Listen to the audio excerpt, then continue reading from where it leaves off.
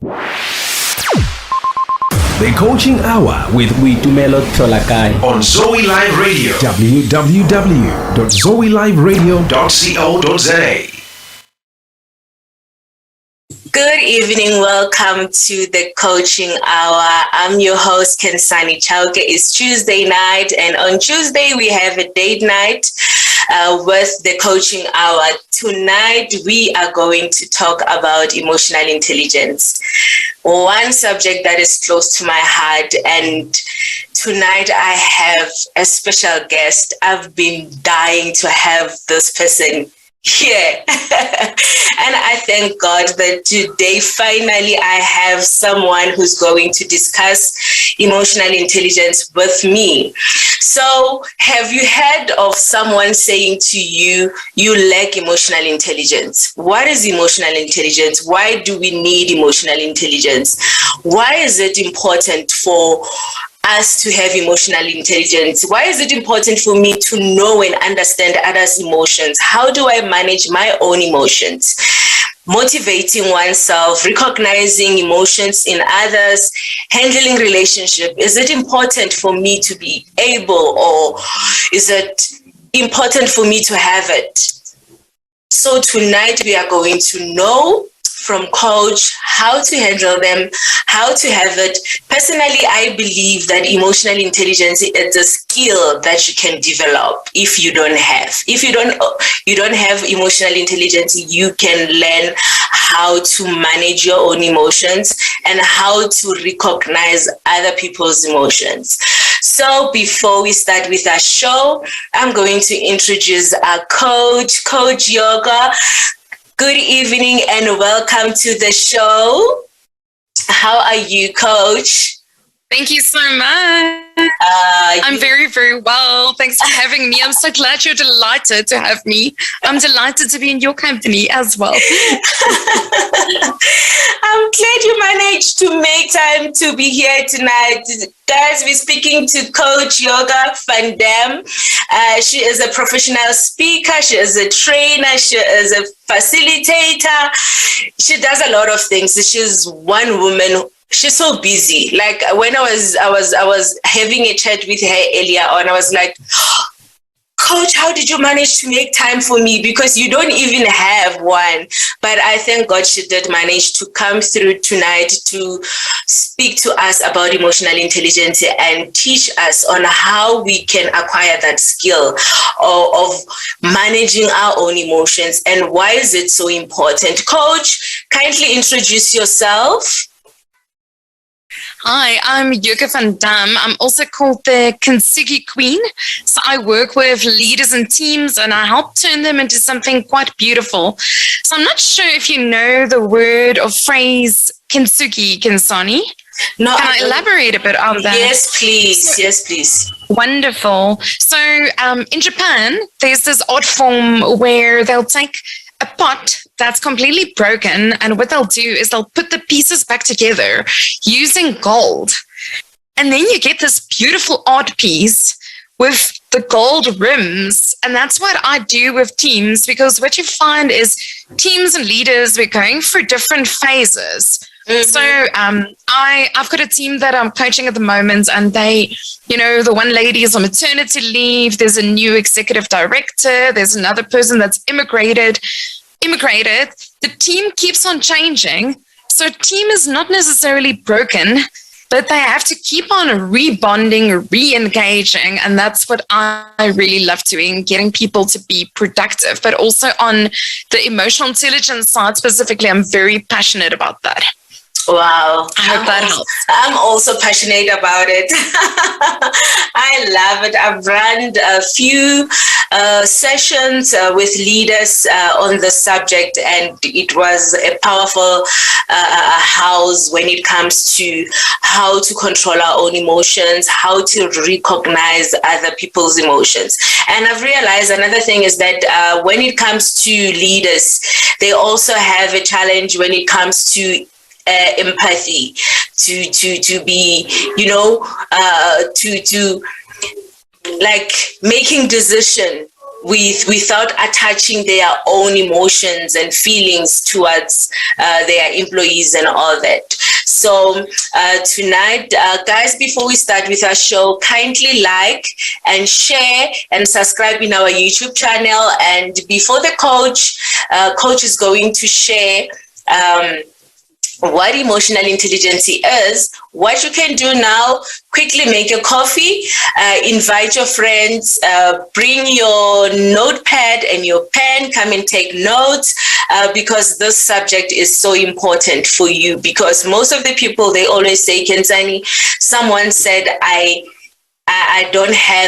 lack emotional intelligence. What emotional intelligence? What does that mean? So coach will say and tell us, what does that mean? What emotional intelligence looks like. So make sure that you comment on the comment sections. If you have questions, you can ask questions, and we will be able to answer those questions and connect with you. Coach? Yes. What does emotional intelligence look like? So an emotional intelligent person is one that is able to notice what they're going through. So if you're aware of what you're feeling, so let's say you and I have words, or you say something that I find offensive. If I'm emotionally intelligent, I'm able to first realize, wow, this feeling that I'm feeling in my stomach or my throat, you'll probably feel it in your body somewhere. What does it mean? So I was recently doing work with a group of leaders, showing them there's an entire wheel with so many different emotions. And a lot of people tend to think there's like 5 or 10. They'll say, I'm happy, I'm sad, I'm angry, I'm irritated. But if you get deeper and deeper and can actually self-identify really what it is that you're feeling, that is where you can calm yourself down. So that's like entry level. From there, it then goes into, now I'm realizing, okay, Khensani, I'm feeling like this. Now I want to self-regulate. So like calm myself down, because I'm realizing it will be damaging to my reputation. Or let's say you're having a client meeting. This person doesn't mean to irritate you, but they do. You're not going to start shouting at them. You need to realize, okay, I've been triggered. This is not going to be helpful. Let me breathe. Let me calm down. So that's like the second phase, self-regulating. And then you get into deeper levels. That's where you get into empathy. So as a leader, you put yourself in the shoes of your clients, you're feeling with them. And that's where you start having social influence and reputation management. So ultimately, what I found is if you really want to be influential as a business owner, as a leader, in any role, if you can build your emotional intelligence, you'll be able to influence much, much better when you can calm yourself and others down. And that's like, in a really small nutshell, it's like being in control of your emotions and influencing those around you. Wow. That's so true. And coach, what motivated you to become a coach? Why coaching? So many years ago, I felt that my talents weren't being used. And I was like, if I'm going to die and I end up in heaven and I meet my creator, he's going to say, Yoko, what have you done? You haven't used the talents I've given you. And I was very passionate about drama in high school. And somehow through the years, a lot of people said to me that coaching could be a field for me. So I'm a bit of a combination. So I do coaching, I'm a consultant, and I do professional speaking. So I do a wide variety of things depending on what the needs are, but for me on the coaching side, it's been about bringing individual changes in people inside of a business that can ripple out. So for me, it was all about, even if people aren't like in a top management position or whatever, even if they're like in the marketing department or they're in the warehouse department or whatever their role is, it doesn't matter what their role is. If you can get them to start making changes in themselves, it will have a massive impact on the culture of the business. And that's really, for me, been very rewarding seeing that. So that's more like on the business side, but then also on the personal side. And I haven't mentioned that I do a lot of public speaking coaching. So I did Toastmasters for more than 10 years. So I'm a distinguished Toastmaster. I'm a professional speaker at the Professional Speakers of Southern Africa. And I equip a lot of people, CEOs, to win tenders, to find their voice. I felt like doing my 10,000 hours of speaking myself, developing my voice and my craft, and now understanding the NLP, getting into the patterns of behavior, I can help people make their journey shorter. So for me, it's about like helping people to have a shorter learning curve than what I had. And I was about to ask you that, how did coaching change your own life? So it's an ongoing process. I believe that everyone, it's a journey. Everyone will always do coaching in so many areas, but for different things. So originally with NLP, that was more for personal reasons, but also for developing myself as a coach and to get internationally accredited. But what I found is when I started dealing with, so we're talking about EQ, when I started dealing with like the triggers. So at that stage, I went through a lot of heartbreak in my life. And I was like, I'm not going to judge all men and say all men are the worst thing in the world. I want to sort out this and to be whole so that I can attract the right husband, which I then did. But it's about when I started dealing with the things kind of like under the carpet. So for me, my strategy was, you've hurt me as a friend, fine it, throw it under the carpet. So eventually the carpet was quite thick, and I would have a lot of triggers, and I was always quite sensitive and emotional, and people would speak to me and it would ultimately just trigger something, and I would very easily burst out in tears and that kind of thing. And what ended up happening is I realized, being in the business context, I was in corporate sales, I was in quite intensive business environments where it's hardcore. It's like a dog-eat-dog world. People don't respect you when you can't manage your emotions. People don't respect women when they are just a blurry mess of tears. But so I had to actually, in terms of progress in my life, deal with these things. So for me, I then started seeing like my life started becoming lighter. I started becoming happier, and I could be more in control of my destiny.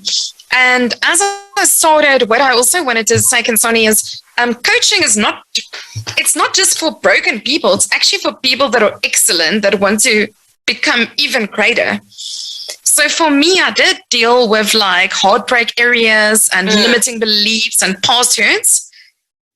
And then I started tapping into the person I want to become, being powerful, enhancing my business presence. And suddenly I started being asked by international authors to review their books. I started getting speaking opportunities, started getting media interviews. So when I started working on myself, the energy changed, and that had so those are just some of the things. But like I'm saying, right now I have business coaches. So coaching is, I think, a continuous process that you always need to work on, because I think coaching is all about accountability. So even though I give accountability to others, I also need a coach to hold me accountable to my own growth, especially growing and escalating your business. Yeah, that's fantastic. And another thing, what kind of programs do you run? So I'm actually quite excited. 2 of my programs will be offered in Dubai. The one is Women in Leadership. It's a 2-day course. So I'm quite excited. So So I've done this for this client. He's actually based in Pakistan, and it was offered, and we had people from Cayman Islands, Pakistan, Haiti, Dubai. So with online, you're actually getting a wider audience getting in on the course, like very interesting. Even Egypt. And now we're going to do that same course face-to-face as well. And then my other course, the Emotional Intelligence for Leaders, that one will be offered there as well. So I do those two courses. I do in-house for clients, but I've had a lot of individuals that come to me for one-on-one coaching, and then they say, I want the focus to be about those areas in your course. So if you want, I can drop links or PDFs on what are the type of topics that we work on in the course. For instance, I'm checking here the Emotional Intelligence for Leaders. We have topics like looking at your career development plan. We look at the difference between leadership and management, getting into your purpose, your true north. Then we get into self-awareness, some time management, self-regulating, social awareness, relationship management, a lot of practical exercises and things like that, And then my other one that's more of a public course is about its public speaking skills. I call it the Power of Persuasion Presentation Bootcamp. So I have an online course that I'm going to run in end of June, and it's 6 weeks, 1.5 to 2 hours per session. And people learn a lot of content, but it's really about starting with how do you become confident, how to structure your message. We do things like lessons from Hollywood, storytelling. They get the chance to present and get feedback. There's a whole session about podcasting and live streams, virtual presenting. So you'll find the audience varies. I've had a lot of people that want to step up in their career who've all had promotions and found new jobs because of that course, but also entrepreneurs that want to market their message, or speakers and trainers that want to step up. But I'll drop that link in the comments, so don't stress about it. It'll be easier. That's lovely. Thank you so much, Coach. Thank you so much. Yeah, you are doing a lot, and I love your work. It's, and when we keep on empowering and transforming lives, we are looking into building a better future and a better leaders tomorrow because of the things that we keep on doing. Transformation is needed. Transformation is a journey, and it depends on what you feed yourself, what you're listening to, what do you allow your eyes to see. So it's purely up to you. What is it that you want to learn, how to learn it, and where? And this show specifically is here for developing and transforming lives and making sure that all the leaders and the coaches get informed. And Coach, as we are speaking about emotional intelligence tonight, there's an incident that happened. You're smiling already. There's an incident that happened. Will Smith punched his friend. I can say his friend or colleague or co-worker, and it was live. What is your thought about that, especially when it comes to emotional intelligence? So I actually watched the film that Will Smith won the Oscar for, King Richard, and I thought that Will Smith really deserved winning that Oscar. But what happened in that moment when he actually went up and kind of mini lost it on the comedian, and then went back passive aggressively yelling at him from his seat, is he probably went into fight and flight mode. So what happened in the incident, I've been thinking about it a lot, is the comedian made a joke about his wife, but obviously he took it as an insult because he was saying that his wife could play in the next G.I. Jane film because of her like shaved head. But maybe what this comedian didn't realize is she has an illness where she loses her hair. So Will Smith took it as a really bad insult, and when you look at the footage, you can actually see that that Yoda's face. You can see that she kind of like flinches. So he looked at it, and then he decided, like, I'm going to stand up to this guy. But when you want to stand up for someone, so on Monday, I was doing a webinar on boundaries for business, and we spoke about the concept of codependence. And I'll just quickly explain to you what happened in that Will Smith scenario is when people feel that their boundaries are betrayed, you can do it in 3 ways. So there's the shark that says, I win, you lose, my way or the highway. And Will Smith kind of like went into shark mode, like attack mode. It was like the heading.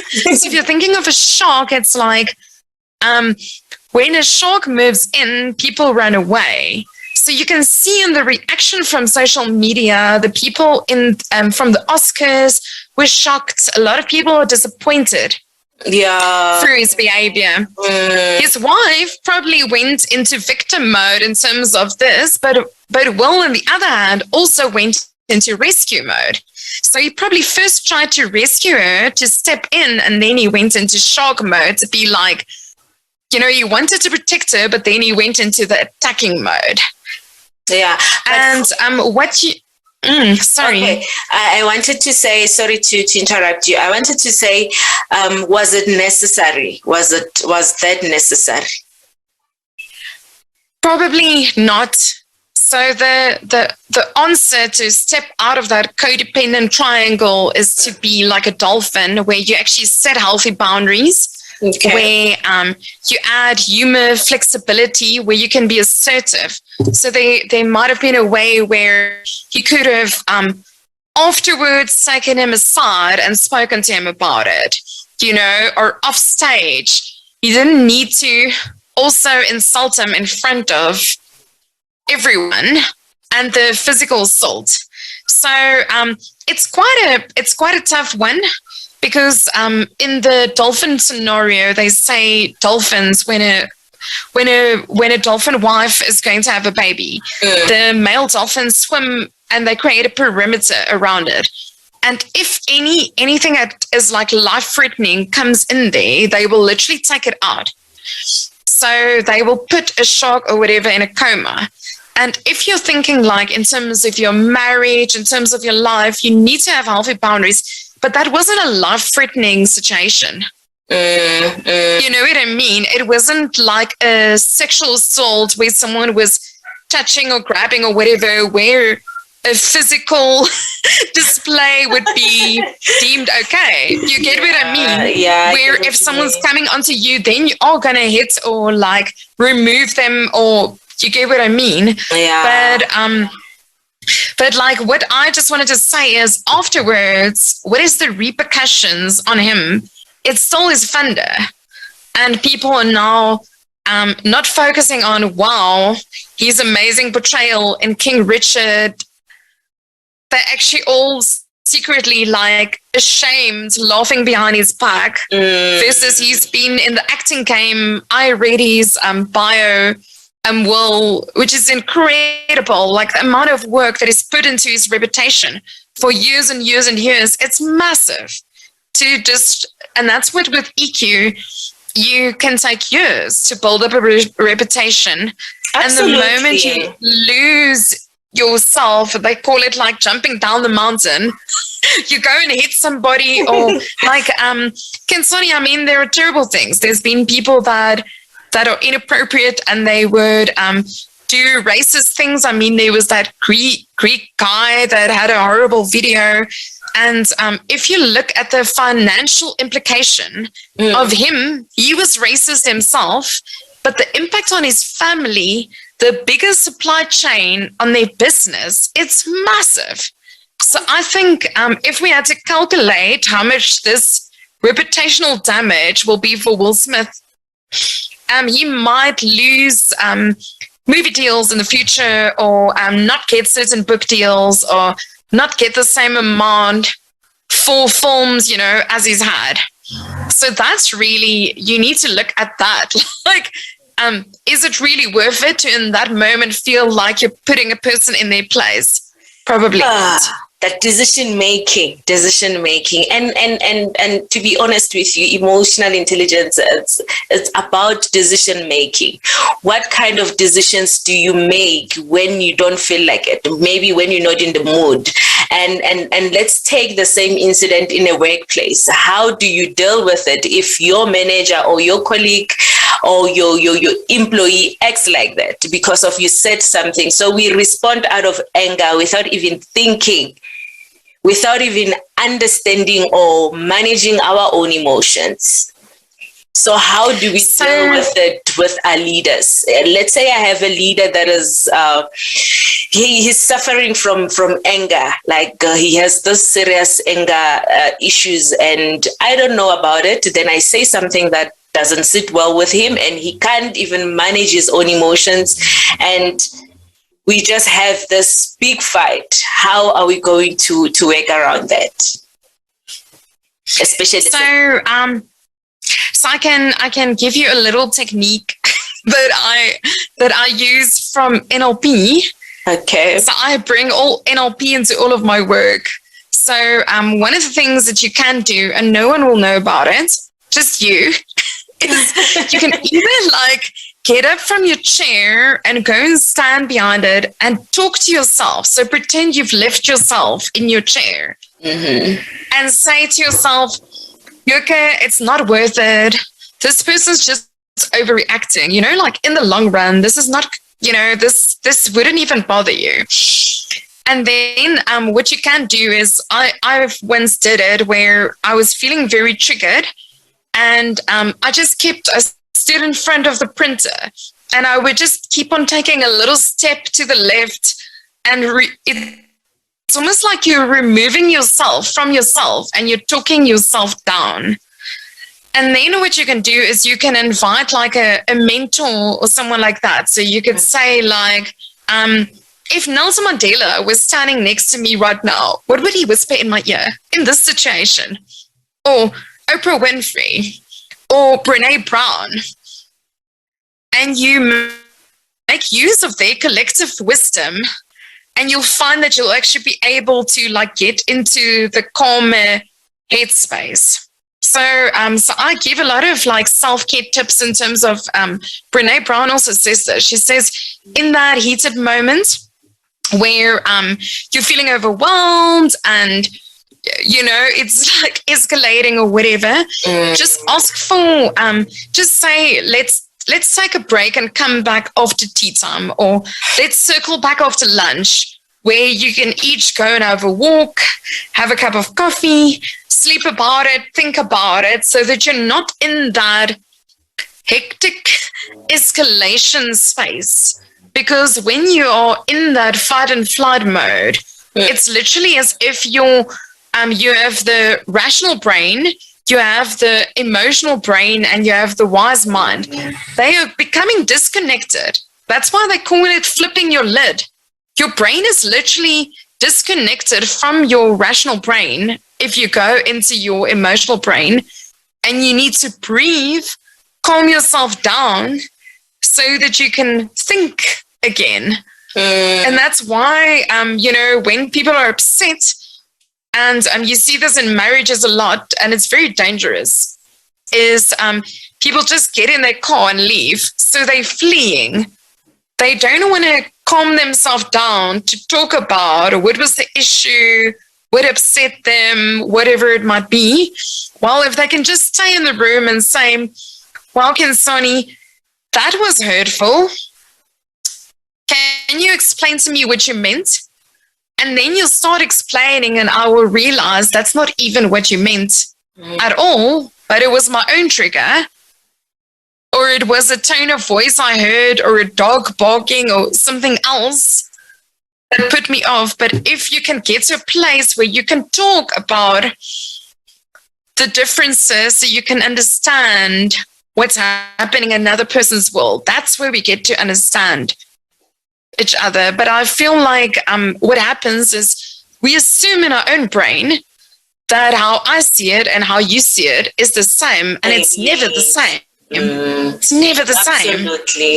Absolutely. And another thing that I've realized is I always tell them that you need to be self-aware. Remember, EQ starts with you. When you leave your house, and go to work, when you get there, you are not wearing a uniform that is knowledge, that is understanding, that is EQ, that is anger management, that is effective communication. It's something that you carry it with yourself. So you need to be self-aware of the things that you find difficult to deal with, because sometimes we bring this anger at work. Why? Because we have our own issues, and we taking everything that we have with us, and we are going to fight other people at work. And also our decision making. How do you make a decision as a leader, especially when it comes to EQ? Is it the issue of not understanding what EQ is, when to apply it, how to apply it? Why is it important for you to have it as a leader? Because you need to also check. Another thing I always tell them, that they also need to check communication skills, because a lot of emotions comes from how we communicate. The issue is not the message that you're sending, but how you said it. It's not what you said, it's how you said it that triggers one's emotions, and we start fighting from there.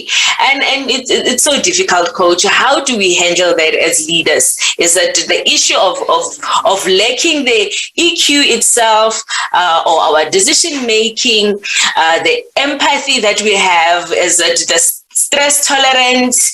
Is it the presentation skills that we have when we present ourselves to others, or a social skill, or maybe customer service? Because sometimes we also fight with our customers. You'll find that a customer was there and say, no, the phone that you gave me doesn't charge. And how do you respond to that as a shop owner or as a salesperson?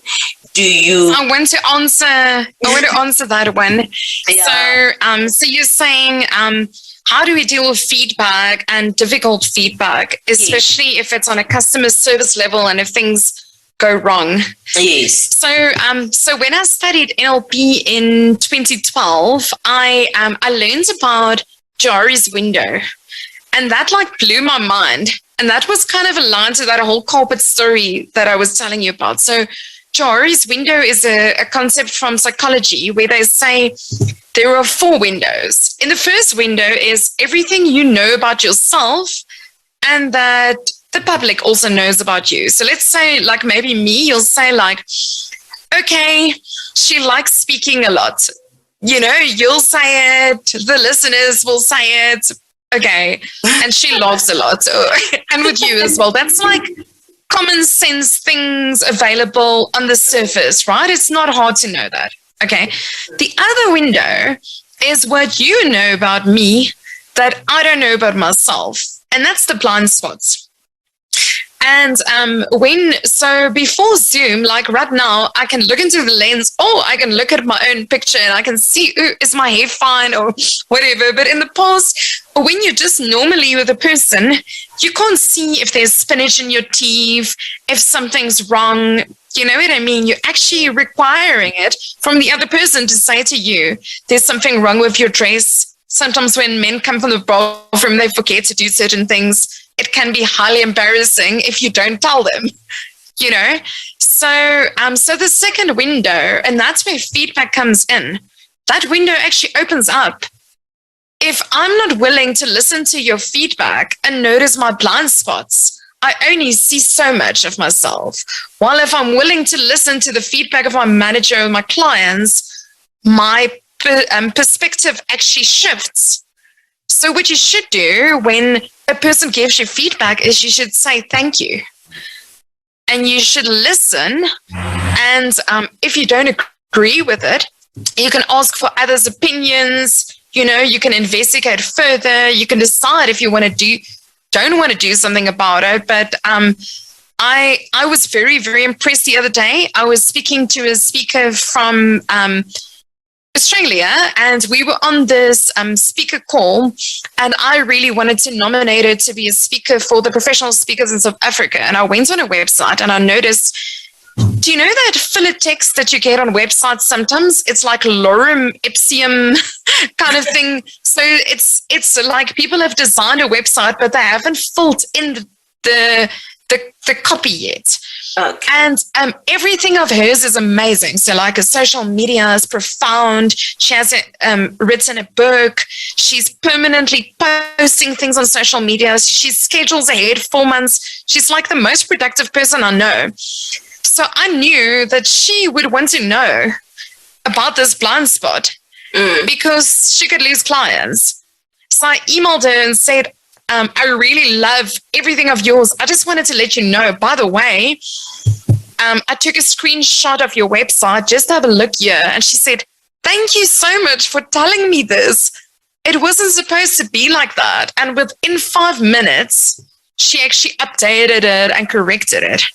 So can you imagine if that was your attitude at your cell phone shop, where something's broken and you didn't know about it and you could rather get it repaired. So instead of saying, no, it's not our fault, rather look at maybe it's a faulty supplier, maybe something happened, maybe it's water damage. Like, you don't know, maybe you can correct or grow through the process. So those are just my thoughts, but it's hard when people give us feedback about us.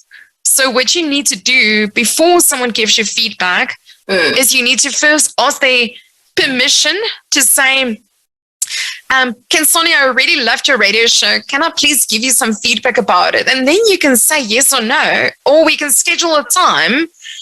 And what happens is you can mentally go and prepare yourself to be like, I'm strong, I'm powerful, I'm okay. No matter what she says, I'm okay. God is on my side. You know, you can get into your zone. Yeah. Versus if I just walk down the street and I say, Khensani, when you were talking to Yoga, you know, the red lips was reflecting on the red chair. I'm just making up a joke. But then you'll feel like it's an attack.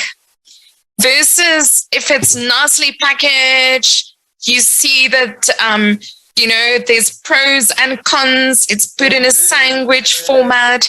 You're not just focusing on the negative. You're maybe just choosing a few things that can help the person move them forward.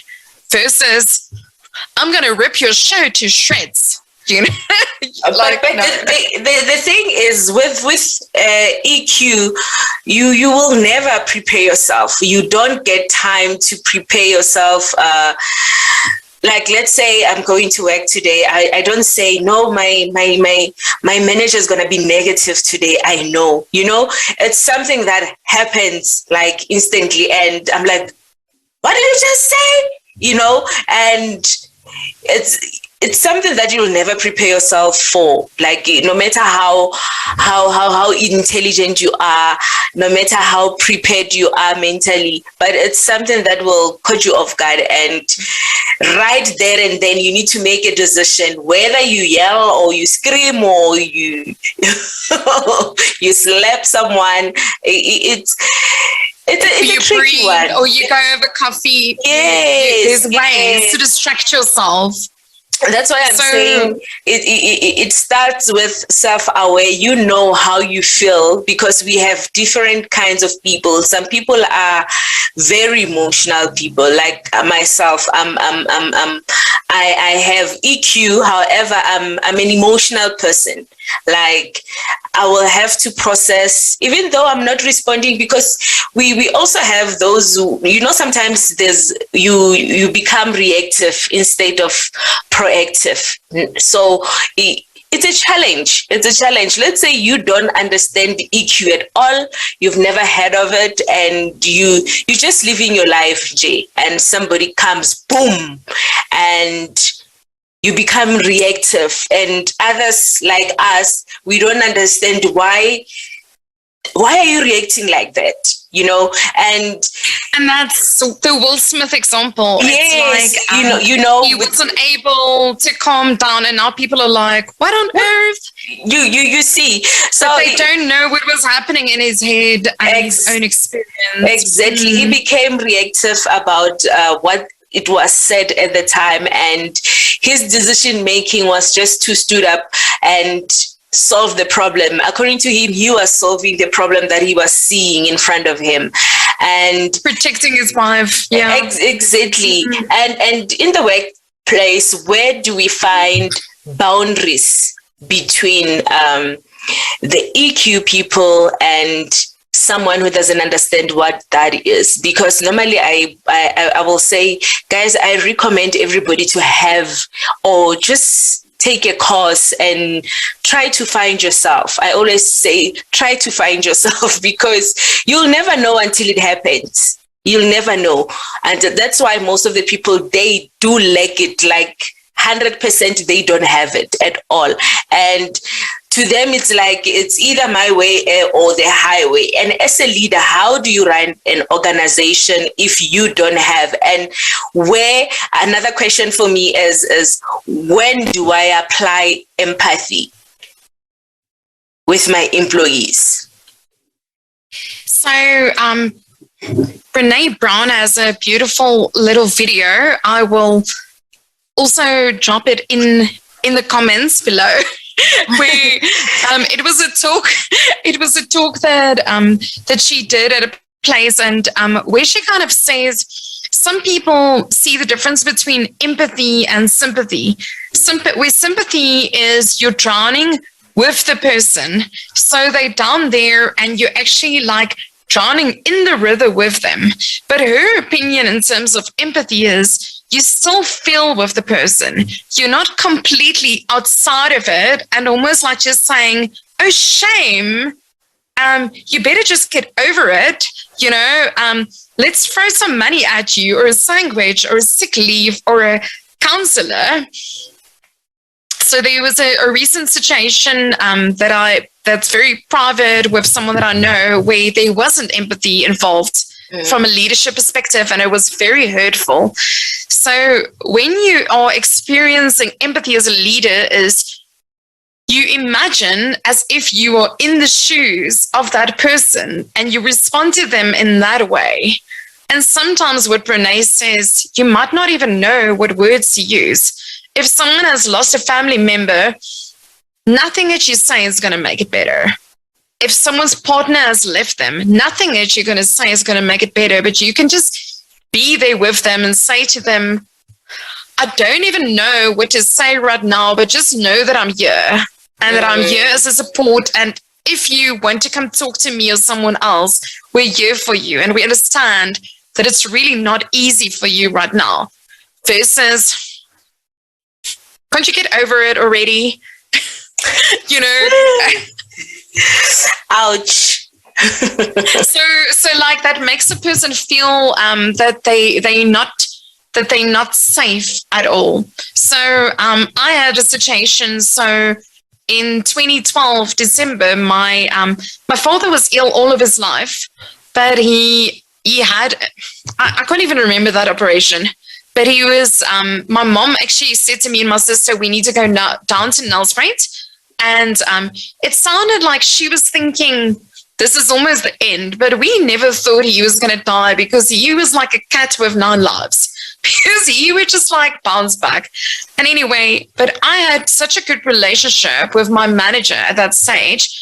And it was such a psychologically safe space that I could message him and say, I'm going down to my folks. My dad's really ill. I'm not sure how this is going to play out. So like, I'm not sure what was going to happen. And after the op, he actually died on the table. And like, we were in complete shock. Do you know what I did? We're still in there, like the body is there. I messaged my boss in a state of shock. And I say to him, my father has just passed away. I don't know when I'll be back. And he just immediately responded, take as long as you need. I will sort it all out. He was just like immediately supporting me in that space, but there was enough trust that he would know that he mustn't phone me I'm going to be a blubbering mess. But immediately knowing, geez, you know, this person is going through a lot. We will sort out the admin, take away all of that stress. You don't even have to send an email. You've sent me a WhatsApp. It's okay. I trust you. So like for me, I think, Khensani, that people need to create a psychologically safe space with their employees. And that's where the empathy comes in and the trust, where it's like, you're not going to be thrown under the bus. If you make a mistake, we will help you fix it. We're not going to scrutinize you and be like, this is doomsday. This is the end. How dare you do this? Yeah. Where people trust each other. It's a safe enough space where they can work together. They believe in the goodness of everyone versus an environment where people don't trust each other and they're permanently trying to catch each other out to say like, we don't believe people want to work here. We don't believe that people are doing their best. And that's where when you don't have a trusting environment where people are trying to catch each other out. And that's not a good space to be in. Sure. And one thing I know about EQ is it's so critical to success that it accounts for 58% of performance. It affects performance a lot in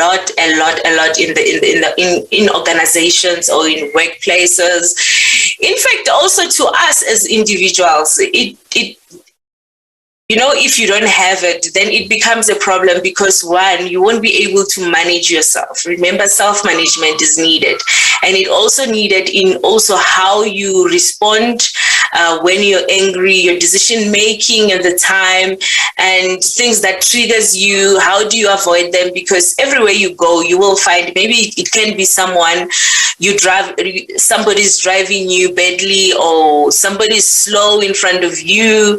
How do you react to that? Because normally I know a lot of people fight over on traffic. So they fight, somebody's driving very slow, or you know, all those kind of things. It's something that I need to work on it myself and try to manage me.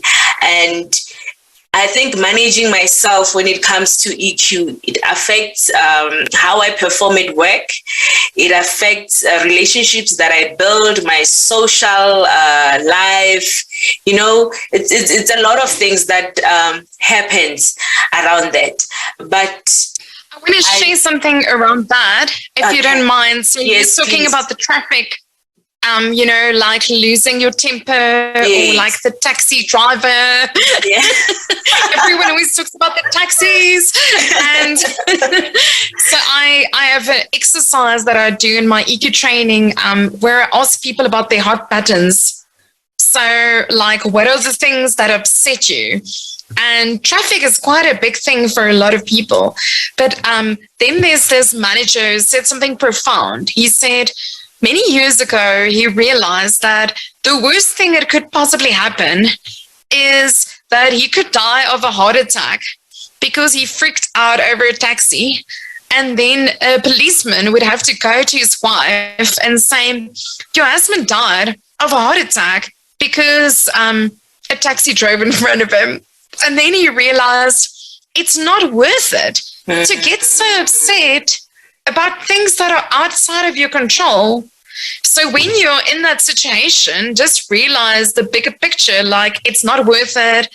Let me just calm myself down, even give them space. So what I do is I'm always monitoring where they are in the road, and I try to go into other lanes. So I just avoid them as much as I can, or I assume they will stop in front of me, you know, which they always do.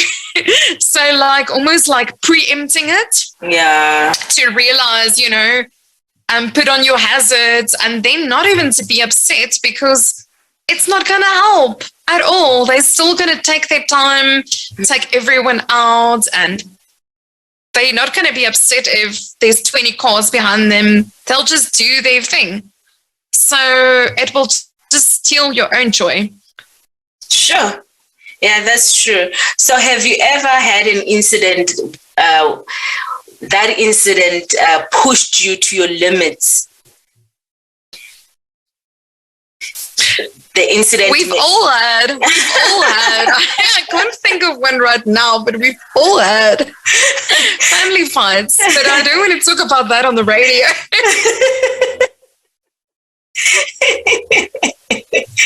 Where your buttons were pressed to such an extent that you later on you realize that I could have done or said something better or look into a situation better than I did before, and we are human. It happens a lot, but sometimes it helps us to handle most of the situations wisely. It has a lot of wisdom in how to respond to others. Yeah. I have a funny story I can share. It wasn't the worst, but it's a story I share in my training in conflict resolution.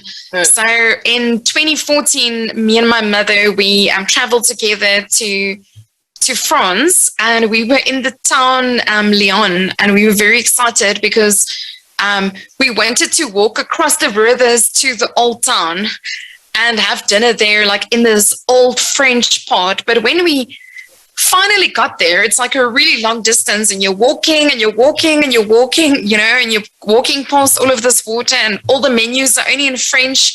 And anyway, as we were about to leave, I asked my mom, does she want to go to the bathroom? But what I wanted is I wanted to go to the bathroom, so I put it on her. And then her tone of voice sounded aggressive. She said no, but no. And I took offense. I didn't go to the bathroom. So what ended up happening, now we're walking back past the one river, past the next river. And if you need to go to the bathroom and you see water, it's bad. So eventually the tears are coming out of my eyes. And she says, what's wrong? And I just get passive aggressive. I'm like, nothing's wrong, but you can obviously see tone of voice, body language, tears coming out of my eyes. There's obviously something wrong. Eventually, I'm desperate, desperate. Basically, I feel like my bladder is going to burst and it's going to come out of my eyes, So I'm looking for boats with toilets or something. And, it's all French. So it's not even you're in your own country and, you can go to the Wimpy. At least there will be a clean toilet in the Wimpy or the KFC or something, right? So eventually I said to her, and I managed to find a bathroom, and I managed to calm down. And now I started psychoanalyzing myself. So I was like, what just happened? How did I go from 0 to 1,000 in a minute? And then what I had to realize is, so there's obvious errors on both sides, but I had to talk to her, and that's where the communicating side comes in to say, I didn't tell you I needed to go to the bathroom, so that was my mistake. I was being passive aggressive. But what put me off is your tone of voice. Sometimes just pay attention that it could sound hurtful. And she has paid more attention to that. But I also use that as a learning piece, like you were saying, communication styles. Sometimes what do we say? It's only 8% of what's conveyed. Then it's tone of voice and body language. And that's usually where the mess up comes. Okay? So there was actually a huge learning through it. But the only problem is when we get triggered, when we go into fight and flight mode, it can be very damaging to the people around you. Exactly. And if you're thinking now that comedian, he probably was very embarrassed when he was hit on the Oscar stage by Will Smith. Maybe he was physically also hurt. Yeah. But he also then just kind of laughed about it and continued. But should he have hit back, it could have escalated into something very serious, which could have really been damaging to both of their reputations on a massive level. Well, I still feel they say, the value of communication lies in the response you get. Yeah. He should have apologized to Will Smith, and I don't think he ever did. He should have gone and said, he should have apologized to his wife and him and said, I can see that I've obviously deeply hurt you, because otherwise you would not have ruined your own reputation, walked onto the Oscar stage and come to hit me. I've obviously done something to cause this. Where he kind of just went, oh, it was just a joke. So what we need to be aware of is if you are causing someone else discomfort, even if it's not your intention, you need to keep on explaining so that they get your meaning and not be sarcastic and passive-aggressive about it. So I do think that there was like bad things from both parties in that situation, you know? And like, I think the lesson from the comedian side should be never make jokes about other people. If you want to make jokes, it should be to uplift or inspire or otherwise make jokes about yourself, but never make jokes bringing other people down. That's never a good thing. Exactly. Like myself, I remember my mom used to tell us that I forgot the verse in the Bible that says it doesn't allow anyone to make jokes. So we grew up knowing that you don't make a joke about somebody, especially body parts, your head, your nose, and myself, when I grew up at school, they used to say, you have a big forehead, you have a big nose, like you have big hands. Like all the time they will have that thing of mentioning something that I have and things that I can change. And I will always be offended. And then until I learned that, you know what, I need to love myself and accept myself as I am. And what others are saying doesn't have to matter on they can say whatever they want with whatever they see with me. But it's not everyone who will accept it. It's not everyone who will accept that they have a big forehead, they have a big nose. Because with me, those are the things that I've had from primary school to high school. Even now, someone commented the other day that, I saw your show, you look beautiful, but you have a big forehead.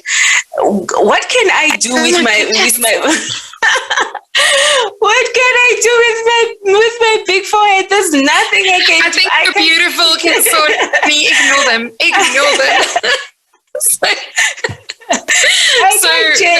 I always joke and say, my mom also said there will always be someone thinner, smarter, more intelligent, richer, in a bigger house, on a better holiday, having a better meal than you. If you're going to base things on the external, on how someone looks, the finances they earn, and like shallow things like social media, that can be taken away in a moment. You know, if someone has a stroke, but what remains is their character and who they are and the impact and the legacy they leave behind, you know, and that's what it's about, not the external shallows. I often get irritated. So I was posting the other day, I wanted to boost my hairdresser. So I posted photos and immediately, because people, I don't know, maybe they're very visual. The most posts you'll get is if you have a shallow photo of you smiling on social media. But should you post an intelligent argument about emotional intelligence, leadership, or coaching, you'll maybe get 2 likes. But just post a photo of you smiling and you'll get 500 likes. Exactly. So I just think it's very interesting. It is interesting because whenever you try to bring knowledge to others, they're not interested in that. However, that doesn't mean they don't watch it. They do watch, even though they don't like.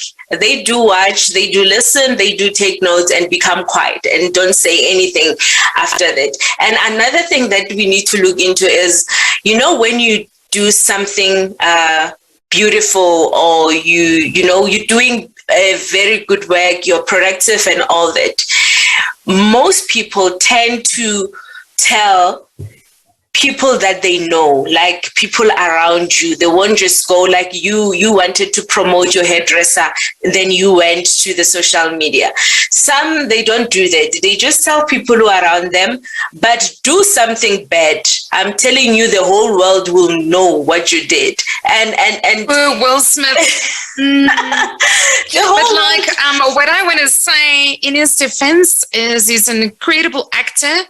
And the film King Richard, about, have you seen it? Is incredible. It's incredible. Yeah. So it's actually the story of Serena and Venus's dad, and how he had this life plan for his daughters, and how they were living like in the geckos. They weren't living in a wealthy neighborhood, and it was quite dodgy, and how he was actually like beaten up by the neighborhood thugs, and how he even got them to make motivational posters. I think you will love it because so they'll go into the tennis court and they'll have a motivational poster that they'll put up with Prestic, which is about attitude and whatever, and they'll take it with them afterwards. So like, he was developing their mind and their sportsmanship for years and years and years. It's very, very incredible seeing like the commitment and the vision of a father and how it actually played out. I think you'll love it. That's why the listeners as well.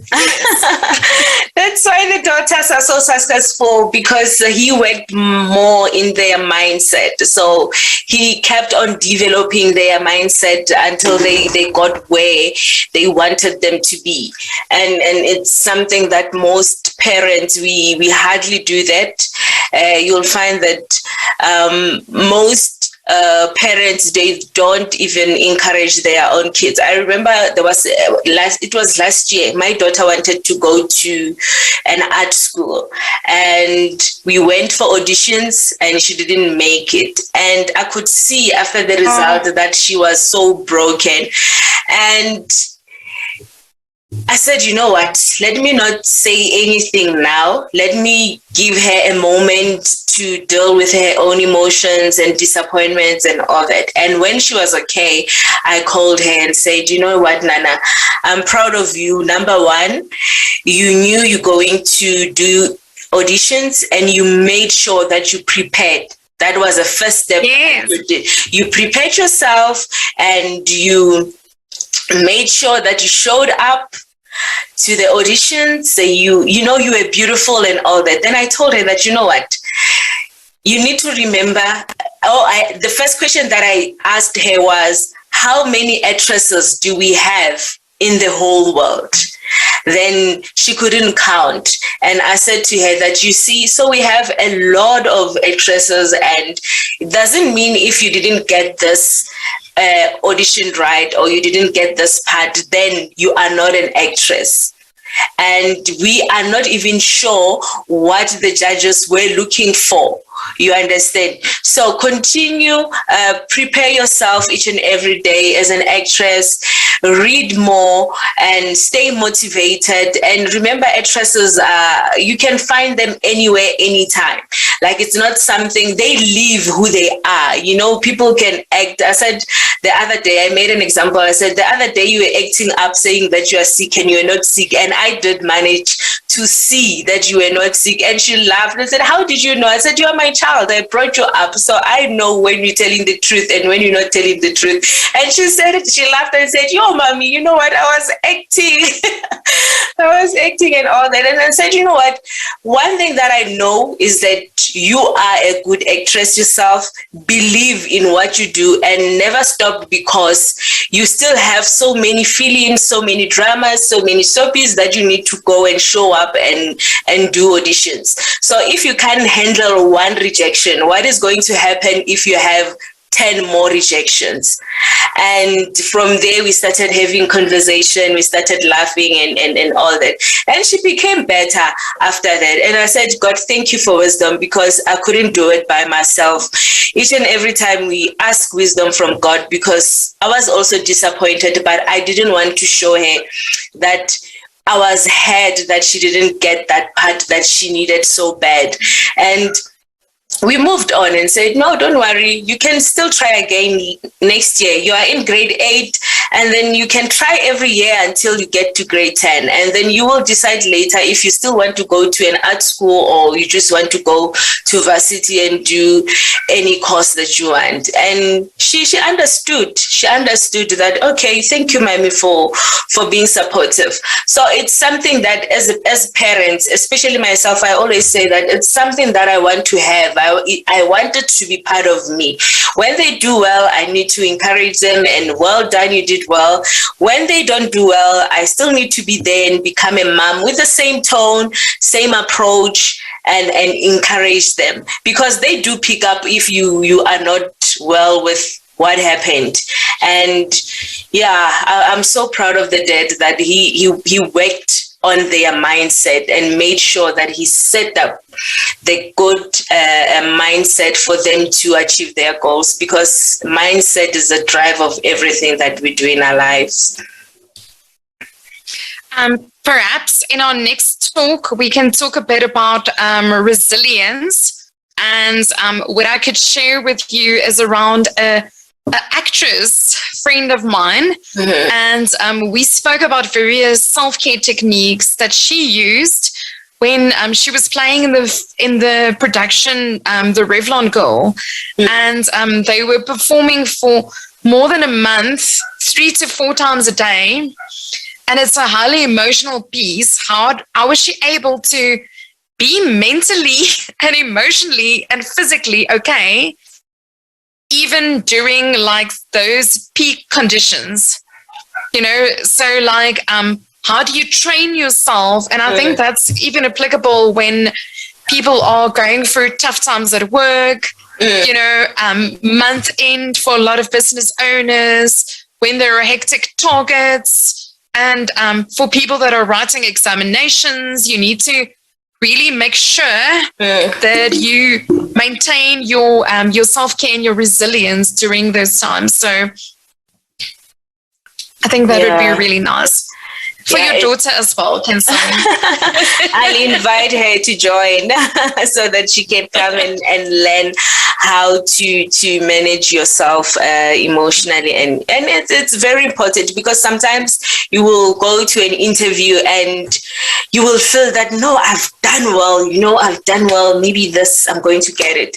And later on you get a call or an SMS that says you didn't make it. How do you manage that? How do you go through that on your own, especially because most of the time you will get such bad news alone, and sometimes you get them in front of people, and there are people who will say that some people will cry, like they don't know how to handle emotions, and it's okay. I always say that it's okay to show that you're going through emotional trouble, and it's a cry for help, that you need someone to help you because you don't know how to handle what is happening.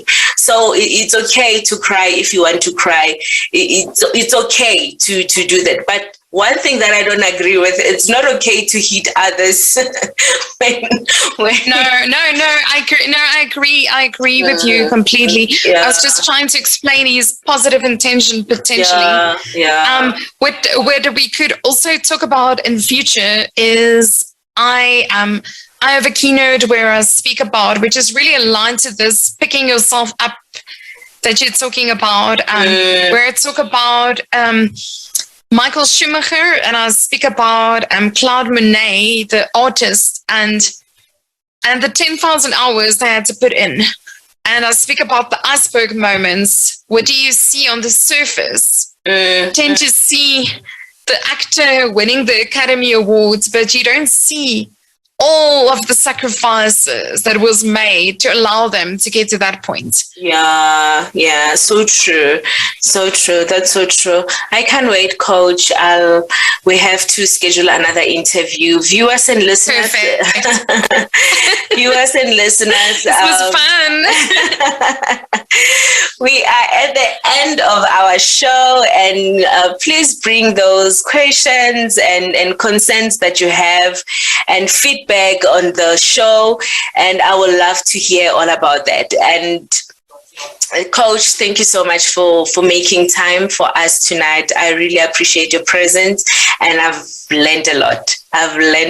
And I'm so happy that we're going to have more sessions on this one. Guys, you can prepare things that you want to know regarding emotional intelligence, how to manage your emotions, and how to recognize emotions from others, because that's another thing. You will say something thinking that it's a joke, and some people find it offensive and they react to what you're saying.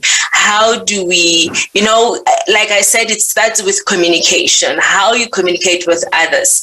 They might receive it well, others they might be offended with what you said, and it's their emotions. We cannot control them. We cannot control how they should feel about what we said, but they can manage it.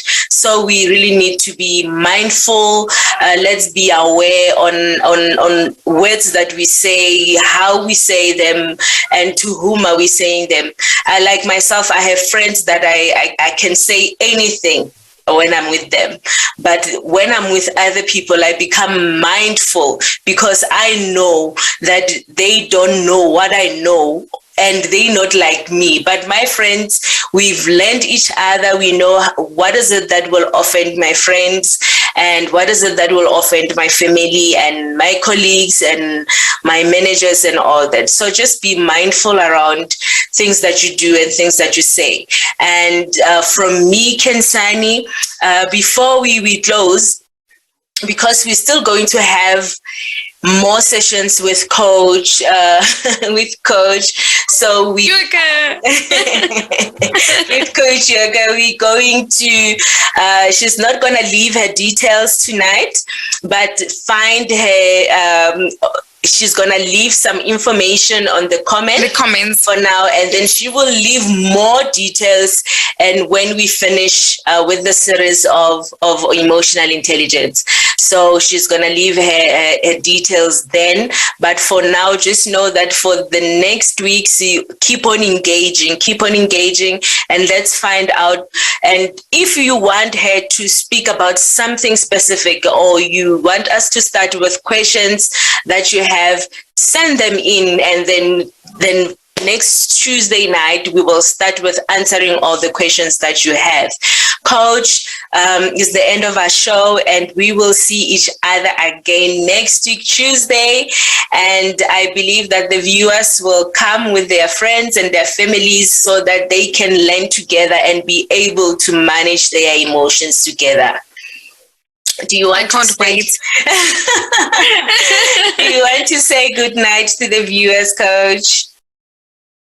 Good night, everyone. I hope you've picked up some gems. Khensani is definitely an expert in emotional intelligence as well. So it's been a wonderful interplay. And I think ultimately my core takeaway is a quote from Maya Angelou that said, people will forget what you said. They'll forget what you did, but they'll never forget how you made them feel. Yeah. So if you can think, how will you make this person feel 3 days later? Can that be your indicator on if you're going to say something, the tone of voice and the body language and your actions? What will the lingering feeling be in their body? What will they want to say to others about your interaction after leaving with you? Did you leave them better or did you leave them worse? Always leave them better. Sure. That's powerful, Coach. Thank you. Guys, good night. And remember to be kind and mindful and take care of yourself.